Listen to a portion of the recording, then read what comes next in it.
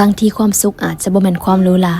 แต่เป็นความธรรมดาที่เรียบง่ายอย่าไปให้ค่ากับความสมบูรณ์แบบจนเกินไปจนลืมความสุขจากสิ่งใกล้ๆตัวความจริงแล้วความสุขก็อยู่ในนี่อยู่ใกล้จนเราแนมบ่เห็นตอนที่เฮาเอาแต่ไขว่คว้าหามันกับรู้สึกว่าทางข้างหน้ามันมืดมนและความสุขก็ยิ่งไกลออกไปกลับมาอยู่กับปัจจุบันหันมาแนมเบิ่งคนใกล้ตัวกลับมาใส่ใจสิ่งที่เฮามีพัฒนาสิ่งที่เฮาเป็นและตั้งใจเฮ็ดปัจจุบันในตอนนี้ให้มันดีกว่าเมื่อวานที่เคยเป็นความสุขมันคือความพอใจมันคือมือที่ใจเฮาเบิกบานลองปล่อยผ่านและให้อภัยกับความผิดพลาดผู้อื่นง่ายๆอย่าถือสาหาความการจับดีผู้อื่นก็บ่ได้หมายความว่าเฮาเป็นคนดีแต่อย่างน้อยๆมันก็เฮ็ดให้ใจเฮาเบาขึ้นในโลกนี้มีคน 7,000 ล้านคนต่าง